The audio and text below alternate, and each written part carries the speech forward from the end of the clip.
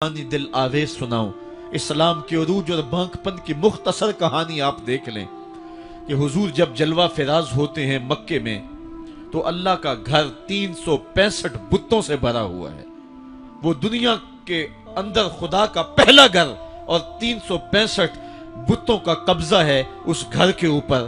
پھر حضور آئے اور دعوت دین دی اور آقا کریم علیہ السلام نے ان بتوں کے لوث سے کعبہ کو پاک کیا۔ کہانی اتنی دل آویز ہے کہ حضور نبوت کے اعلان کے 13 سال گزارنے کے بعد جب مکے سے ہجرت کر کے مدینہ روانہ ہوئے تو مسلمانوں کی تعداد 100 سے متجاوز نہیں تھی۔ جن لوگوں نے ہجرت کی ہے تاریخ پڑھیں۔ سن 2 ہجری کو بدر کے مقام پہ حق اور باطل کا پہلا ٹکراؤ ہوتا ہے۔ مسلمانوں کی تعداد 313 تھی۔ جو لوگ گھروں میں تھے ان کی تعداد بھی ساتھ شامل کر لیں، بچے اور خواتین بھی شامل کر لیں، 600-700 لوگ بنتے ہوں گے۔ اور 8 ہجری کو فتح مکہ ہوا اس واقعہ کے 6 سال بعد۔ تو فتح مکہ کے موقع پہ مسلمانوں کی تعداد جو سپاہیوں کی تھی وہ 10,000 تھی۔ اور پھر 8 ہجری کو یہ واقعہ ہوا ہے تو 10 ہجری کو حجۃ الوداع ہوتا ہے۔ 10 ہجری کو حضور کے سامنے جو لوگ بیٹھ کے خطبہ سن رہے تھے ان کی تعداد 1,44,000 تھی، اور جو گھروں میں لوگ شامل تھے ان کو بھی ملائیں تو 6 لاکھ تک پہنچتی ہے۔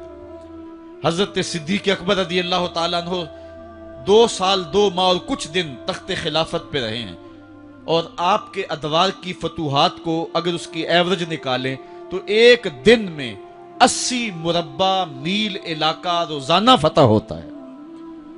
حضرت عمر کا دور دیکھیے، حضرت عمر کے زمانے میں اسلامی حدود 23 لاکھ مربع میل تک پھیل گئی ہیں۔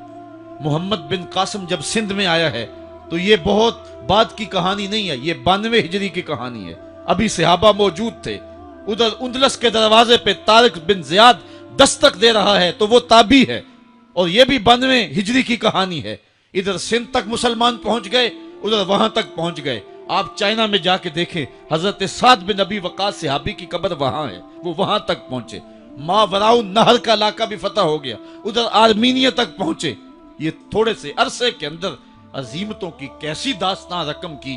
اقبال تڑپ کے کہتے ہیں، دی ازانے کبھی یورپ کے کلیساؤں میں، کبھی افریقہ کے تپتے ہوئے صحراؤں میں، دشت و دشت دریا بھی نہ چھوڑے ہم نے، بحر ظلمات میں دوڑا دیے گھوڑے ہم نے۔